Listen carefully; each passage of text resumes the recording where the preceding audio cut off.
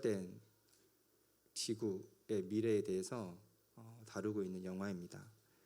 얼마 남지 않는 자원을 두고 전쟁이 벌어집니다. 그래서 식수 전쟁도 일어나게 되고 또 석유 전쟁도 일어나게 됩니다.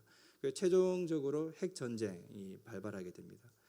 그래서 문명은 파괴되고 정말 많은 사람들이 사망하게 되고 얼마 남지 않는 사람들이 어떻게 지구에서 살아가는지에 대한 이야기를 다루고 있습니다.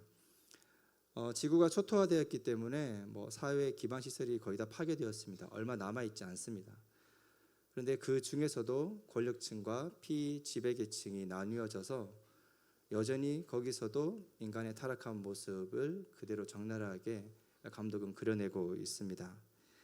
그래서 권력을 가진 자는 그 권력을 더 강화하기 위해서, 그리고 그 권력을 가지려고 하는 사람은 어떻게 해서든지 그 권력을 붕괴시키기 위해서, 이 영화는 계속해서 그 갈등의 양상을 잘 그려내고 있습니다. 결국 인간은 지구에서 자원의 부족으로 아마도 멸망하지 않을까? 작가는 그런 미래를 그려본 것 같습니다. 두 번째 영화입니다. 아바타이죠. 여러분, 이거는 거의 다 영화를 보셨을 거라고 생각을 합니다. 굳이 제가 설명하지 않더라도 너무나도 유명한 영화이기도 하죠. 자, 아바타에서는 이 나비족과 그 인간의 갈등 원인이 무엇이었냐면, 여기도 자원 문제였습니다. 지구에서 에너지 고갈, 자원 고갈이 되어 이제 임박했고, 그래서 지구에서 어떻게 그 문명 사회를 계속해서 이렇게 갈지 그 고민을 찾다가 판도라 행성에 있는 그 물질을 지구로 운송해서 지구에서 그것을 에너지화해서 사용한다는 것, 그것이 큰 영화의 스토리 중에 하나입니다. 아바타에서는 그래도 에너지 고갈이 이루어지지만 인간은 어떻게 해서든지 간에 자원을 만들어서 이 지구에서, 이 땅에서 계속해서 생존해 갈 수 있을 것이다. 그렇게 미래를 좀 긍정적으로 바라보고 있는 측면에 속합니다. 처음에 소개드렸던 매드맥스라는 영화와 조금 방향이 다르다고 할 수 있겠습니다. 세 번째 영화 좀 또 얘기해 보려고 합니다. 자, 이에 비해 또 다른 미래를 상상하는 영화가 또 있는데요. 매드맥스가 2015년에 개봉했는데 이 마션이라는 영화도 2015년에 개봉을 했습니다. 전 사실 이 영화는 보지 않았습니다. 이 영화도 유명해서 여러분들 봤을 것 같은데, 맷 데이먼 주인공이 화성 탐사를 하고 돌아가는 순간에 사고가 발생하죠. 자신만 남게 되죠. 동료들은 다 돌아가고. 그렇게 되면서 화성에서 남아서 혼자 살아가는 그 기록. 그래서 화성에서 어떻게 인간이 또 생존할 수 있는지에 대해서 작가가 상상력을 동원을 해서 감독이 그것을 영화화했습니다. 화성에서도 어떻게든 인간은 살아남는다. 다시 말해서 지구를 떠나서 인간이 생존할 수 있다. 우리가 그런 미래를 그려볼 수 있다. 또 이 마션 감독은 그렇게 인류의 미래를 그렇게 그려보았습니다. 마지막 드라마입니다. 이건 제가 지금 한 4화까지 정도 봤는데 넷플릭스에서 이제 방영 중에 있습니다. 로스트 인 스페이스라고 해서 굉장히 오래된 사실 영화이기도 합니다. 저 제목으로 한 3편, 4편 정도의 영화, 드라마가 제작되어져 있습니다. 로스트 인 스페이스에서도 마션처럼 상황은 좀 비슷합니다. 지구에서 더 이상 살아갈 수 없습니다. 그래서 지구를 버리고 다른 행성을 개척을 합니다. 그 행성에서 인간이 살아갈 수 있는 사회, 조건, 환경을 다 구축을 합니다. 그리고 저 드라마에서는 23번째, 22번째인가요? 두 번째로 그 행성으로 이제 이동하는 과정 속에 있는 가족의 운명을 그린 드라마입니다. 저 드라마도 마찬가지로 지구가 아닌 다른 행성에서 우리 인간이 계속해서 생존해 갈 수 있다. 지구가 아니어도 우리 인류는 계속해서 살아갈 것이다 라고 그렇게 그려보았습니다.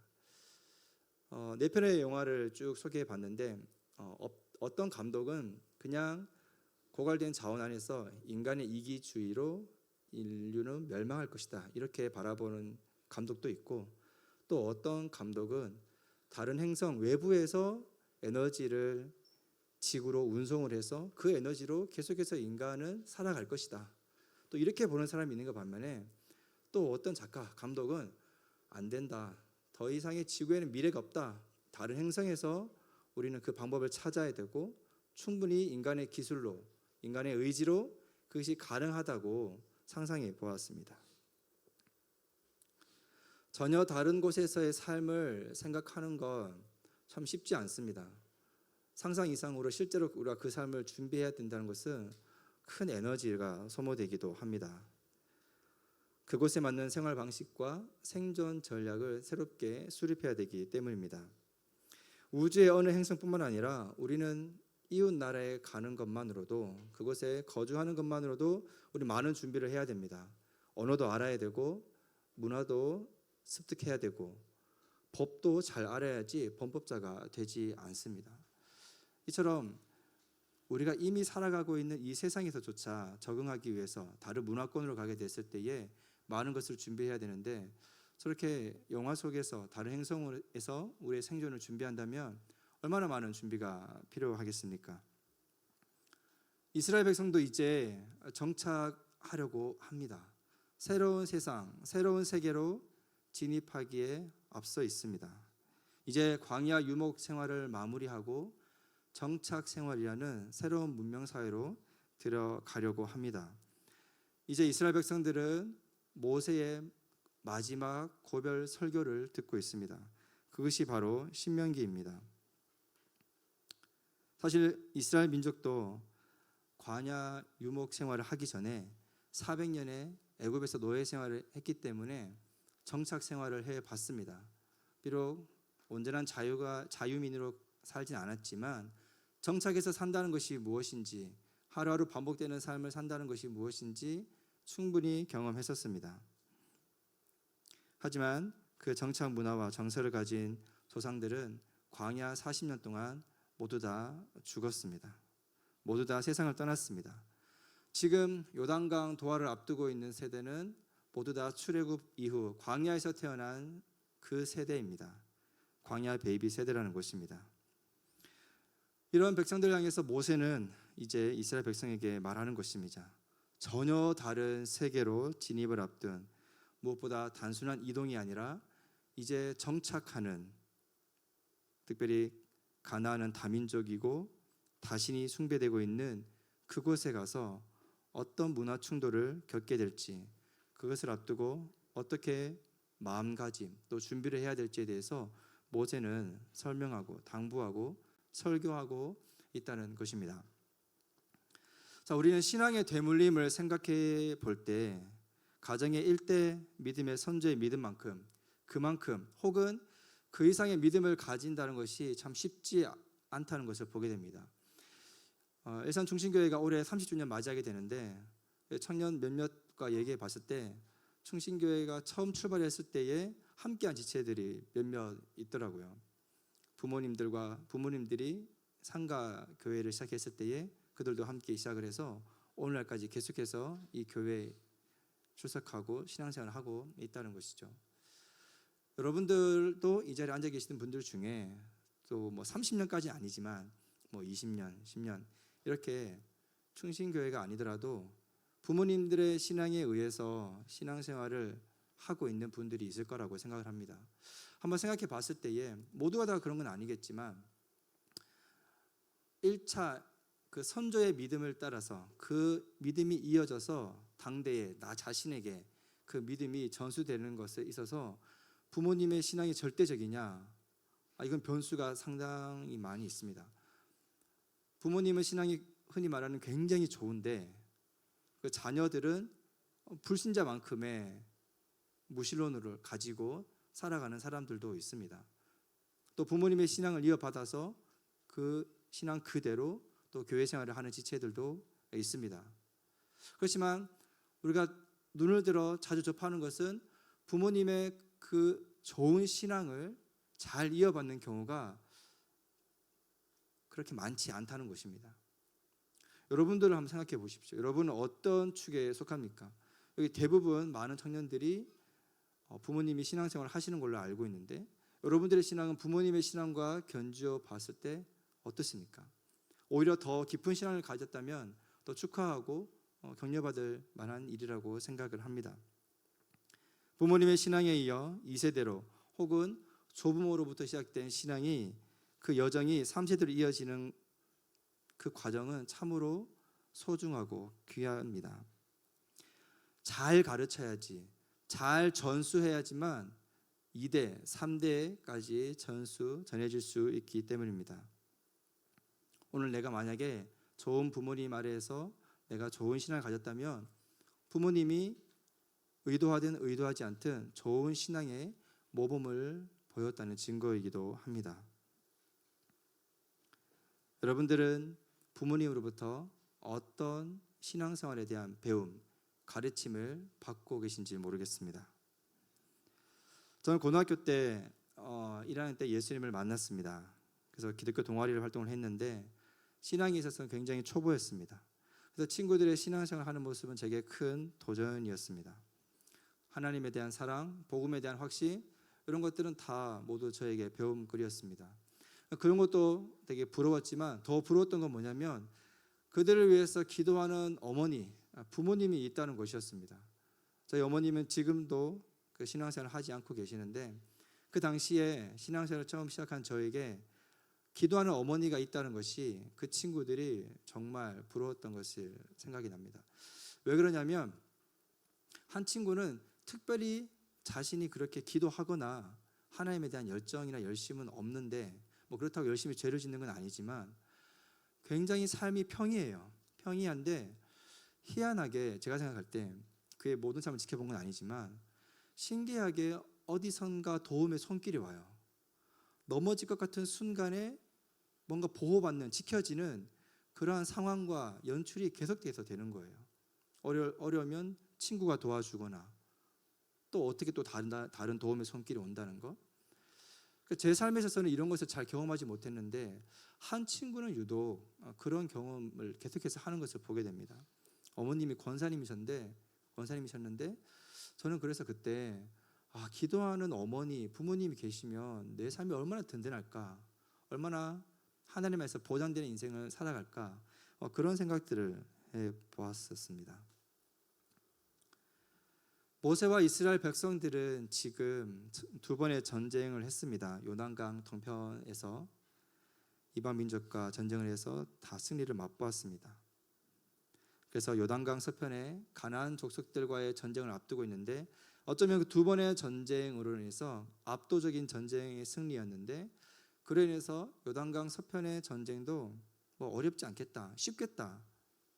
하나님의 능력에 대한 신뢰이보다 자신들의 전쟁의 결과에 대한 의지로 인해서 오히려 마음이 좀 풀릴 수 있다는 것이죠.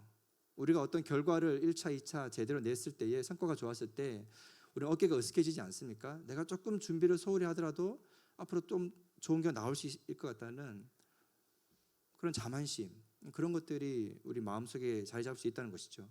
이스라엘 백성들도 마찬가지입니다. 두 번의 전쟁이 정말 압도적으로 이방 민족이 어떻게 손쓸 수 없을 만큼 그런 승리를 맛보았기 때문에 이스라엘 백성들은 지금 그런 마음으로 요단강 도하를 앞두고 있다고 볼 수도 있습니다. 그래서 오히려 모세는 더 긴장이 되는 것입니다. 출애굽한 이스라엘 백성들이 광야에서 다 죽었잖아요. 그 역사를 생각할 때에 자칫 잘못하면 믿음의 시선을 다른 곳에 두면 하나님을 벗어나면 민족의 결과가 어떻게 되는지 모세는 40년 동안 뼈저리게 경험을 했습니다. 그렇기 때문에 이 두 번의 전쟁으로 인해서 자칫 잘못해서 이 광야 베이비들이 자만해 있지 않을까, 하나님을 떠나 자신의 능력을 과신하지 않을까, 그거에 대한 염려가 가득하다는 것입니다. 아비된 마음이죠. 그래서 모세는 새로운 세상, 새 땅에서 잘 살아가기 위해서 가장 잘 기억해야 될 것, 그것을 오늘 말하고 있습니다. 바로 하나님을 사랑하기, 하나님을 사랑하는 것, 그것이 가장 중요하다고 말하고 있습니다. 단순히 사랑하는 것이 아닙니다. 6장 5절 말씀을 보면 너는 마음을 다하고 뜻을 다하고 힘을 다하여 내 하나님 여호와를 사랑하라라고 말하고 있습니다. 전심, 전의, 전력을 다하여서 하나님을 사랑하라고 이야기하고 있습니다. 특별히 힘을 다한다 할 때 이 힘은 넘치는 것을 의미합니다. 원어적인 의미인데, 그러니까 하나님을 향한 사랑이 관념적으로 내 내면에 국한되어 있지 않고 하나님을 향한 사랑이 내 내면을 뛰어넘어서 내 삶 가운데 충만하게 흘러 넘치는 것을 의미합니다. 그래서 흘러 넘침을 통해서 주변에 그 영향력을 흘려 보내는 것, 그것이 힘을 다하여 하나님을 사랑하는 것을 말합니다. 관념적인 사랑한 것이 아니고 실제적이고 치열한 사랑을 의미한다는 것입니다. 하나님을 사랑하는 거 다 압니다. 다 알죠. 우리가 하나님을 사랑해야 되는 거 모르는 사람 누가 있습니까? 하나님은 사랑이시라 이런 말도 있으니까 우리는 다 알고 있습니다. 그런데 우리가 어떻게 하나님을 사랑할 수 있습니까? 혹시 이런 질문 해보셨습니까? 우리가 어떻게 하나님을 사랑할 수 있습니까? 여러 가지 답변이 가능하겠지만 다른 표현으로 말하면 우리가 어떻게 하나님에 대한 그분을 향한 선한 긍정적인 마음을 계속해서 키워갈 수 있겠냐는 것입니다. 지속적으로, 일시적인 것이 아니라 지속적으로 어떻게 하나님을 향한 사랑에 싹 틔우기를 할 수 있는지, 어떻게 그 싹이 거목이 될 수 있는지 오늘 본문에서 찾아보고자 합니다. 여러분, 사랑 안 해보신 분 손 한번 들어보세요. 그렇죠? 사랑 다 해봤죠. 사랑은 대상을 필요로 합니다. 그렇죠? 누군가는 있어야 돼요. 심지어 나라는 존재가 있어야지 자애가 발생합니다. 나를 사랑하기 위해서는 나라는 존재에 대한 인식이 필요하죠. 사랑은 혼자 하는 게 아니에요. 상대방이 있어야 돼요. 대상이 필요로 합니다. 그리고 그 상대로서의 대상을 인식하는 방법으로 저는 두 가지를 얘기하고 싶은데, 바로 정보와 체험이 필요합니다. 상대를 인식하는데 뭐가 필요하다고요? 정보와 체험이 필요하답니다. 자, 한번 생각해 봅시다. 이제 제가 이거를 예화를 이렇게 대상을 선정하면서도 참 부적절하다라고 생각했는데, 참 부적절해야 잘 생각날 것 같아서 제가 말해 보겠습니다. 우리가 단 한 번도 만나보지 못한 사람이 있습니다. 많은 사람이 우리가 다 못 만난 사람인데 국가 체제적으로 우리가 만나지 못한 사람, 바로 저 북쪽 땅에 있는 김정일 국방위원장입니다. 자, 여러분, 우리는 그 사람을 단 한 번도 만난 적이 없습니다. 근데 하지만 우리는 그 사람이 존재하는 것을 압니다. 김정일 위원장이 존재하지 않는다고 주장할 사람이 있습니까? 없죠. 왜요? 살아있기 때문에. 살아있는 거 어떻게 알아요? 안 만났는데. 각종 언론 매체를 통해서 우리가 수시로 북한에 대한 정보를 보게 됩니다. TV를 통해서 그 사람이 살아있고 어떤 말을 했는지 우리가 원하기만 하면 언제든지 김정일이라는 사람에 대해서 우리가 원하는 정보를 어느 정도 습득할 수 있다는 것이죠. 그래서 사전 정보를 통해서 우리는 대상에 대해서 인식을 하게 됩니다. 그런데 제가 북한에 갑니다. 예, 북한에 가서 김정일 위원장을 실제로 만납니다. 제가 사전에 어떤 정보를 가지고 있다면 그 사람의 어투나 좋아하는 음식이나 제스처에 대한 습관이나 또 어떤 것을 좋아하는지에 대한 선호도에 대한 어떤 이런 정보들을 제가 사전에 가지고 있다면 그 현장에서 그 사람과 대화를 하면서 이 정보가 맞았는지 안 맞았는지 그것을 판단할 수 있을 것이고, 또 그 정보에 더해서 새로운 정보를 저는 또 가지게 될 것이죠. 그래서 이 정보와 내가 직접 경험하는 이 체험을 통해서 우리는 대상을 인식하게 된다는 것입니다. 그래서 정보가 대상의 뼈대를 제공한다면 체험은 그 살을 제공한다고 볼 수 있습니다. 그래서 이 두 가지로 우리는 그 대상에 대해서 온전한 인식을 할 수 있습니다. 자, 성경 말씀은 하나님에 대한 정보를 제공합니다. 맞습니까? 그렇죠? 자, 우리가 큐티를 하는데 때로는 적용하는 것 때문에 굉장한 압박감을 가지고 계신 분들이 있는 걸로 알고 있습니다. 이 말씀이 무엇을 말하지 그것보다 이 말씀을 어떻게 적용할까 바로 건너뛰는 사람들이 있다는 것이죠. 그래서 본문의 의도를 놓치는 경우가 상당수 있을 거라고 저는 예상을 합니다. 우리가 성경의 어느 본문을 보더라도 무엇을 적용할까 그 이전에 선제되어야 될 것은 무엇이냐면 이 말씀은 무엇을 의미하는가. 우리의 질문은, 우리의 초점은 거기로 먼저 향해야 합니다. 적용 이전에 의미에 대해서 우리는 먼저 찾아야 된다는 것입니다. 어느 본문을 보더라도 우리가 가장 심혈을 기울여야 되는 것은 바로 하나님은 어떤 분이신가에 대한 초점을 맞춰야 된다는 것이죠. 오늘 성경 본문 말씀도 제가 설교를 하지만 그 이전에 이 본문 속에서 하나님은 어떤 분이신가에 대해서 우리가 먼저 계속해서 의도적으로 생각하고 그 방향 속으로 말씀을 봐야 된다는 것입니다. 성경은 하나님은 어떤 분이신가에 대한 이야기입니다. 초점이 거기에 가 있습니다. 우리가 다른 걸 찾으려고 하면 안 됩니다. 하나님이 어떤 분이신지 잘 알려주고 있습니다. 그것도 문자라는 인간의 인식의 한계 안에서 전달하고 제공해 주고 있습니다. 자, 성경이라는 특별 계시를 통해서 이제 우리에게 하나님 자신을 알리셨습니다. 성경에는 구약 신약 다 합쳐서 66권이 있습니다. 다 읽었습니다. 창세기부터 요한계시록까지 다 읽었습니다. 그럼 우리가 하나님을 다 아는 것일까요? 왜 아닐까요?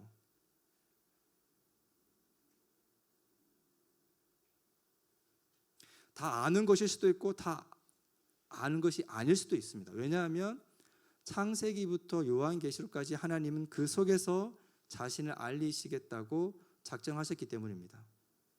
그 안에 하나님이 의도적으로 자신의 어떠함에 대해서 다루지 않으셨다면 우리는 그 영역은 여전히 미지의 세계에 존재하는지도 모른다는 것입니다.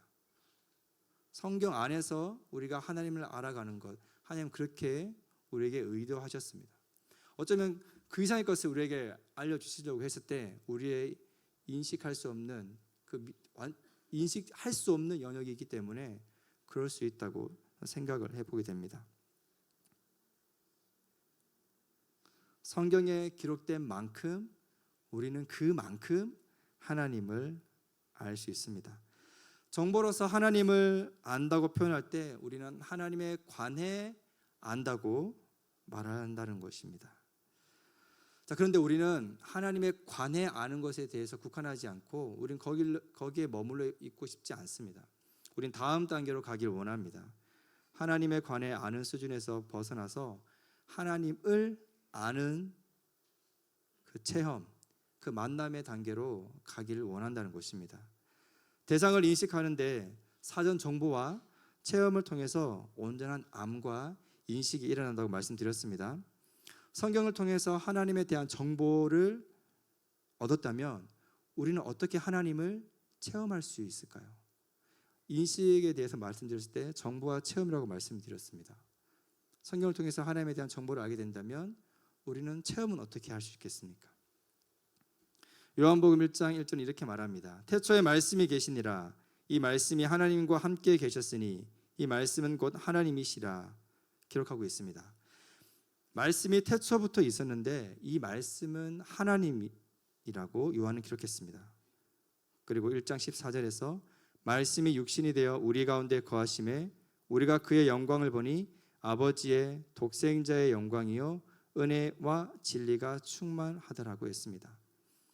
말씀이 육신이 되어 드러난 것이 바로 예수 그리스도이라는 것은 우리 모두 다 알고 있습니다. 자, 그러면 이제 어떻게 됩니까? 말씀은 하나님이시면서 예수님이신 거죠. 그래서 하나님이 예수님이시라는 것을 우리가 그동안 말해왔는데 이 말이구나 라고 된다는 것입니다.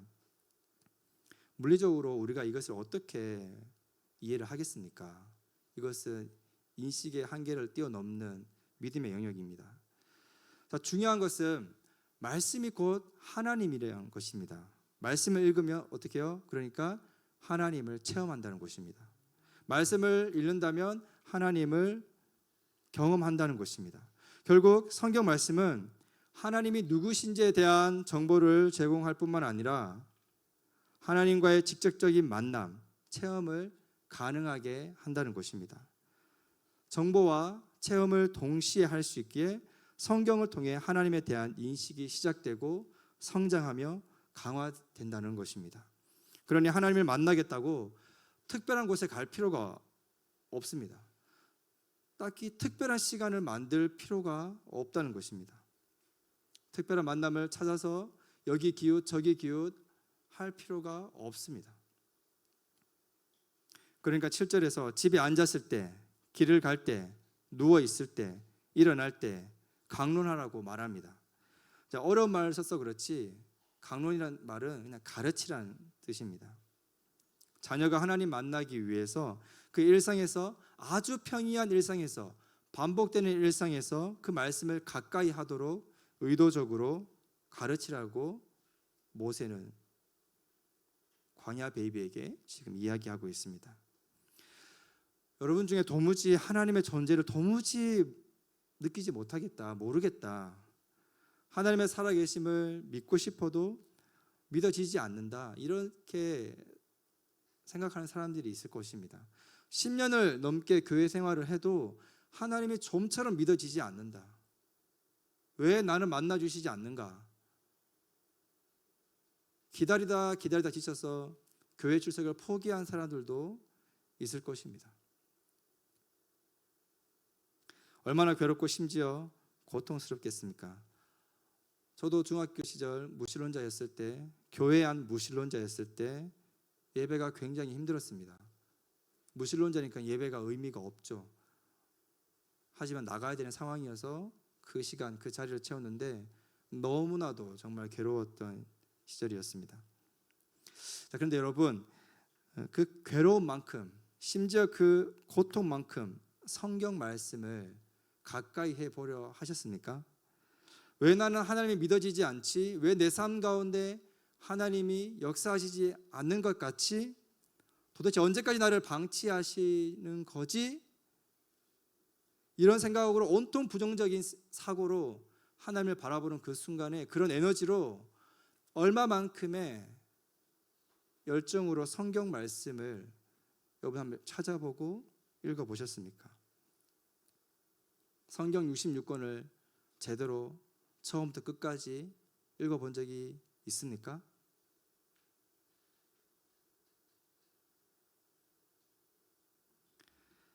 성경 말씀은 정보이면서 동시에 체험이라고 말씀을 드렸습니다. 그래서 우리가 지상에서 만날 수 있는 가장 고귀한 사람을 만난다면 우리가 어떤 자세로, 어떤 마음가짐으로 그 사람을 만나기 위해서 준비하겠습니까? 제가 말씀을 드리지 않더라도 우리는 엄청난 준비, 내가 입을 수 있는 가장 좋은 옷과 가장 좋은 향수, 가장 좋은 체형을 만들어서 그 사람을 만나겠죠. 성경 말씀을 바라볼 때 뭐 옷을 갖춰 입고 뭐 향수를 뿌리고 다이어트를 해서 말씀을 보라, 그런 얘기가 아니에요. 성경 말씀이 하나님이라는 인식이 그 관점으로 우리가 말씀을 봐야 한다는 것입니다. 그래서 쉽게 말씀을 볼 수가 없는 것이죠. 함부로 말씀을 대할 수가 없는 것이죠. 말씀을 인위적으로 내가 해석할 수도 없다는 것입니다. 결국 이 말씀을 대하는 태도가 곧 하나님을 대하는 태도를 나타냅니다. 한 주 내내 열리지 않는 성경, 몇 달째 교회 안에서 찾아가지 않는 성경을 보게 됩니다. 구약의 예언서만 나오면 이것이 어디에 있는지 찾기에 분주한 모습들을 또한 보게 됩니다.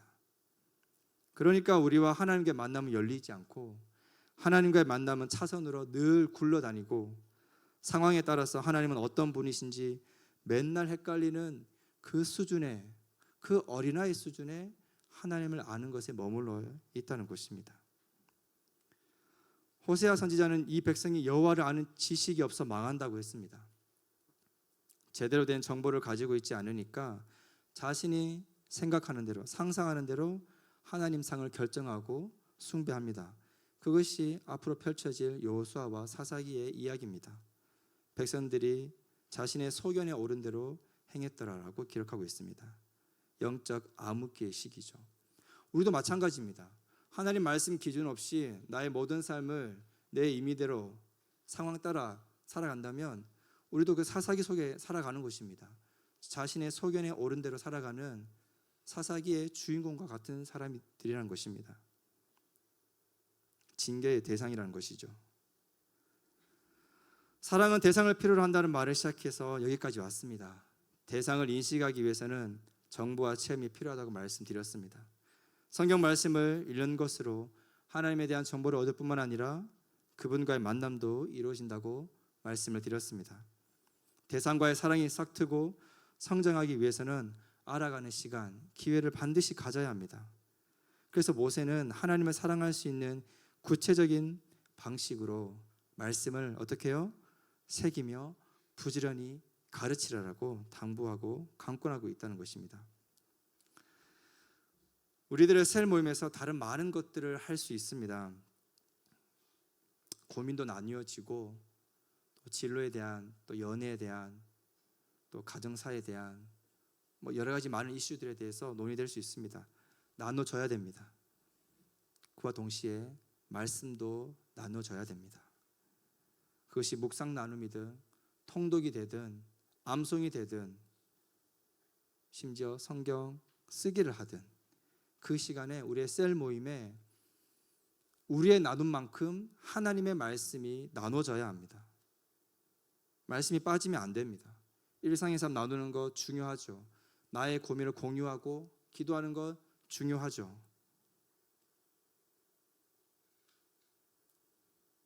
그런데 나눔을 통해서 다소 우리의 마음이 위로받을 수 있을지 모르겠지만 결국 근본적인 문제 해결의 과정에 이르는 그 해결책, 그 방법은 결국 우리는 하나님께 물을 수밖에 없다는 것입니다. 오래 사귄 사람이라도 눈에서 멀어지면 사랑도 멀어지기 마련입니다. 그래서 군에 간 연인들이 헤어지는 경우가 발생하죠. 그 시간을 이겨내기가 쉽지 않죠. 물론 이겨내는 커플도 있습니다. 반대로 짧은 시간이지만 함께한 순간이 많아서 사랑이 시작되기도 합니다. 물리적으로 함께하는 시간, 서로에게 노출되는 빈도수, 대화의 양, 질에 따라서 마음의 기울기도 정해지기 마련입니다. 여러분은 하나님을 사랑하실 것입니다. 그리고 그 사랑의 크기는 다 다를 것입니다. 그럴 수밖에 없는 것이 하나님에 대한 이해의 정도가 다 다르기 때문입니다. 우리가 무지의 존재를 사랑할 수가 없는 것과 마찬가지입니다. 오늘 설교에 빗대어서 우리의 신앙의 양태를 본다면 어떠합니까? 매주 주일 예배에 오는 행위는 주관적인 경험에 속합니다. 그렇죠? 오늘 이 자리에 오신 여러분들 굉장히 잘하신 것입니다. 체험이란 측면에서 그 대상을 인식하는 것에 있어 여러분 굉장히 훌륭한 선택을 하셨습니다. 여러분들을 꾸준함하는 것이 절대 아닙니다. 규칙적으로 꾸준하게 공동체 예배에 참여하는 것으로 하나의 다리를 잘 세운 것입니다. 그런데 이 자리에 있는 우리 대부분의 문제는 정보를 취득하는 데 게으르거나 관심이 없거나 아예 필요성을 인식하지 못하고 있다는 것입니다. 다시 말해서 하나님이 누구신지에 대해서 경험하려고 이 자리에 나오지만 그분이 어떤 분이신지에 대해서 알 수 있는 성경 말씀은 잘 안 본다는 것입니다. 그래서 우리 삶에 힘이 없습니다. 내 삶에, 내 결정에 확신도 없습니다. 하나님을 아는 지식, 그 경험은 우리를 어디로 이끌지 모릅니다. 여러분 기대하셔도 됩니다. 이제 말씀을 마무리하려고 합니다. 처음에 소개드렸던 영화 매드맥스 영화의 마지막 장면에는 이런 멘트로 마무리를 합니다. 굳이 제가 영어로 읽지는 않겠지만 이런 뜻입니다. 더 나은 자신을 찾아 이 황무지를 헤매는 우리는 어디로 가야 하는가? 감독은, 작가는 영화를 본 관객에게 묻습니다. 그래서 우리는 어디로 가야 되는가? 이 황무지 같은 세상 속에서 우리가 어디로 갔을 때에 그것이 우리 인생의 탈출구가 되고 우리의 안식처가 되고 우리의 삶을 보장해 줄 수 있는 그곳이 어디겠는가? 우리는 어디로 가야 되는가? 질문합니다. 어디에 간다고 우리가 더 나은 존재가 될 수 있을까요? 저는 이렇게 묻고 싶습니다. 이스라엘 백성이 젖과 꿀이 흐른다는 가나안 땅에 정착 후에 더 나은 존재가 되었습니까? 유목 생활을 하든 정착 생활을 하든 하나님과의 올바른 관계의 실패는 삶의 실패라는 교훈을 성경은 우리에게 주고 있습니다. 오히려 더 나은 환경, 갖춰진 환경은 광야에서처럼 마음 지키기가 정말 쉽지 않습니다. 선진국을 표방하는 유럽은 지금 다 무너졌습니다. 교회 건물만 있지 성도는 거의 없습니다. 선진국이죠. 좋은 환경이죠. 우리나라도 지금 그 길을 향해 가고 있습니다. 그 길의 선두에 저희들 세대가 서 있습니다. 하나님의 말씀은 살아있고 활력이 있어 좌우의 날선 어떤 검보다도 예리하여 혼과 영과 및 관절과 골수를 찔러 쪼개기까지 하며 또 마음의 생각과 뜻을 판단한다고 말하고 있습니다. 말씀을 마음에 새겨야 합니다. 말씀을 배워야 합니다. 그리고 여러분, 말씀을 가르쳐야 합니다. 전쌤, 제가 어떻게 말씀을 가르칩니까? 아니요. 가르치기 위해서 배워야 합니다. 선택적으로 가르치는 것이 아니라 하나님의 사람이라면 모두가 성경 말씀을 가르쳐야 합니다.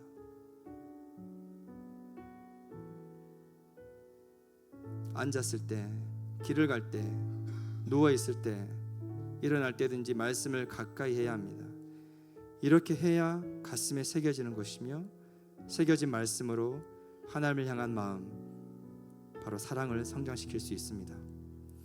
올 한 해 하나님과의 만남, 그 사랑을 시작하고 싶은 사람, 다시 그 사랑을 찾고 싶은 사람은 말씀을 가까이, 늘 가까이, 더 가까이 그렇게 하는 한 해가 되시길 바랍니다. 이제 함께 기도하겠습니다. 오늘 한 가지만 놓고 기도하도록 하겠습니다. 하나님 믿는 것 때문에, 예수님 따르는 것 때문에 미쳤다는 소리를 들어본 적이 있습니까? 거친 표현이긴 하지만 말하는 사람 입장에서는 충격을 받았다는 뜻입니다. 우리는 예수를 지나치게 온전하게 믿습니다. 이 시대는 우리에게 관용과 배려라는 덕목으로 우리에게 덫을 놓아 우리의 신앙을 무색무취하게 만들고 있습니다. 그리하여 우리는 물들이는 존재가 아니라 물들어가는 대상이 되어버렸습니다. 우리는 말씀에 물들어서 세상을 물들이는 자가 되어야 합니다. 그렇게 부름 받았습니다. 그러기 위해서 하나님 우리를 선택하셨습니다. 그렇기 위해 우리를 누구보다 먼저 불러주셨습니다. 이 시간 함께 기도합시다. 하나님, 우리가 말씀에 물들어가기를 원합니다. 그리고 세상을 당신의 말씀으로 물들이도록 우리를 사용하여 주옵소서. 저도 이제 말씀을 가르치는 자로 하나님 앞에 설 수 있도록 저를 사용하여 주옵소서. 이 기도 제목을 안고 함께 기도하도록 하겠습니다. 하나님 아버지, 모세의 마음을 우리가 기억합니다. 광야 베이비 세대를 향하여서 그가 가진 걱정과 두려움, 연민, 과연 이들이 가나안 땅에서 하나님의 말씀을 그대로 살아갈 수 있을 것인가? 그 말씀 그대로 하나님을 경외할 수 있을 것인가? 그 말씀 그대로 하나님을 믿을 수 있을 것인가? 하나님 아버지, 모세의 두려움과 염려가 오늘 우리 세대를 향하여서, 오늘 우리 공동체를 향하여서 하나님이 가지고 계신 말씀은 아니신지, 그 마음은 아니신지 우리가 묻게 되어집니다. 하나님, 당신을 사랑하길 원합니다. 당신을 더 알길 소망합니다. 당신의 말씀 앞에 굴복해 가길 소망합니다. 나의 뜻과 나의 경험과 내 능력을 의지해서 살아가는 삶인 것이 아니라 당신의 말씀에 압도되어서 살아가길 소망합니다. 당신의 말씀이 나를 이끌어가는 삶을 경험하길 소망합니다. 당신의 사랑이 경험되어지길 소망합니다. 하나님, 당신의 말씀을 보길 원합니다.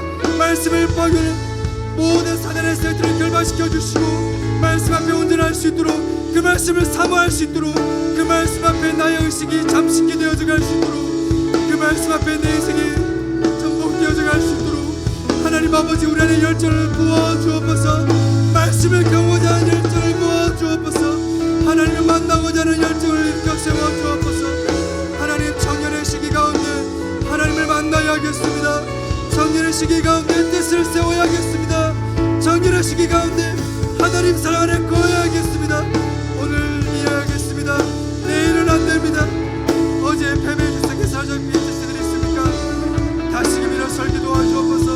말씀을 붙들게 하여 주옵소서. 그 말씀을 통하여서 하나님을 알고 그 말씀을 통해서 하나님을 경험해 갈 수 있도록 하나님 모든 편견과 선입견으로부터 벗어나서 하나님 당신을 향해서 점프적으로 뛰어들 수 있는 믿음의 세대가 되어갈 수 있도록 하나님 저희들을 사용하여 주옵소서. 이들을 사용하여 주옵소서. 이들의 기도를 변화시켜 주시고 이들의 심령 가운데 안 된다는 부정적인 생각들을 모두 거두어 주시고 부정적인 경험과 생각에 사로잡혀 있는 청년들 다 거두어 주옵소서. 하나님의 말씀으로 씻겨 주옵소서. 다시금 새롭게 하여 주옵소서.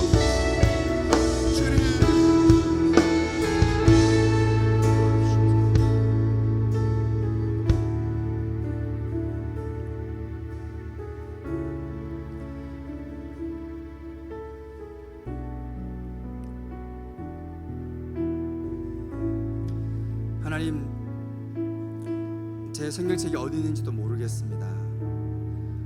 성경책을 펴본 지가 언제인지 모르겠습니다. 성경책을 폈다 하면 창세기, 또 폈다 하면 마태복음, 거기를 벗어나지 않습니다. 읽기가 너무 힘듭니다. 아니, 지루합니다.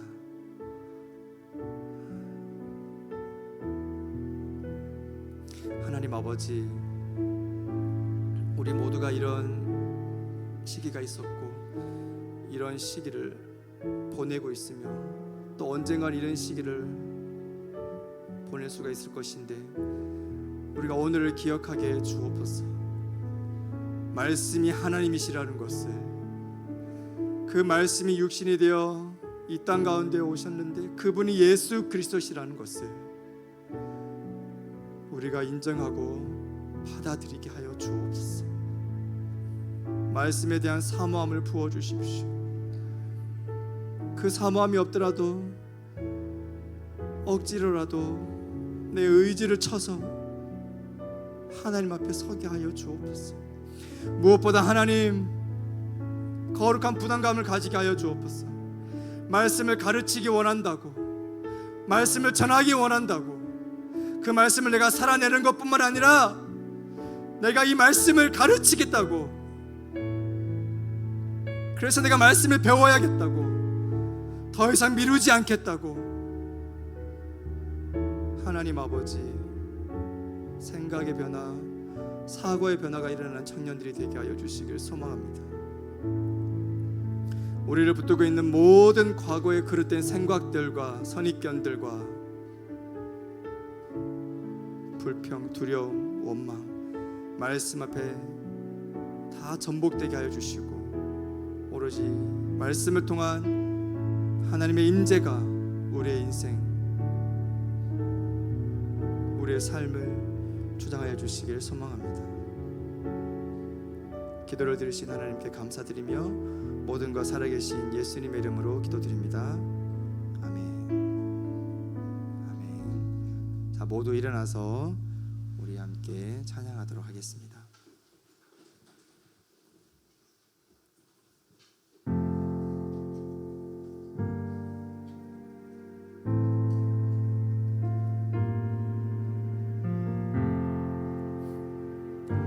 우리는 하나님의 자녀, 주 사랑 안에 우리 거할 때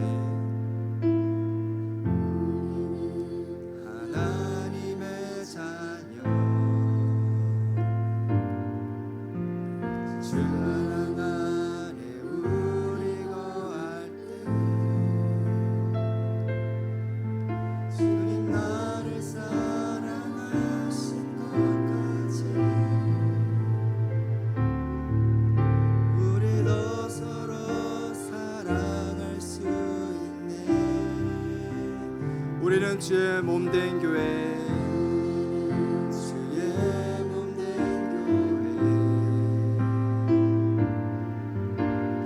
뭐든지 제가 하나 될 때 예수님의 마음을 닮아가며 고통과 즐거움 함께 나누네. 하나님 안에서 우리 서로 이어져 주가 거하실 성전이 되네. 모퉁이돌 대신 예수와 하나 되게 하신 성령 안에 함께 지어져 가네. 우리 시간 찬양할 때 옆에 있는 지체의 손을 한번 잡고 찬양하도록 하겠습니다. 우리가 한된 지체이지 않습니까? 자, 쑥스러워 마시고 손을 잡아 봅시다. 우리는 주의 몸된 교회 뭐든지 제가 하나 될 때 예수님의 마음을 닮아가며 고통과 즐거움 함께 나누네. 하나님 안에서 우리 서로 이어져 주가 거하실 성전이 되네. 모퉁이돌 대신 예수와 하나 되게 하신 성령 안에 함께 지어져 가네. 하나님 안에서 우리 서로 이어서 주가 거하실 성전이 되네. 모퉁이돌 대신 예수와 하나 되게 하신 성령 안에 함께 지어져 가네. 돌 대신 예수와 하나 되게 하신 성령 안에 함께 지어져 가네. 우리 하나님께 감사의 박수를 올려드리도록 하겠습니다. 셀 모임 하도록 하겠습니다.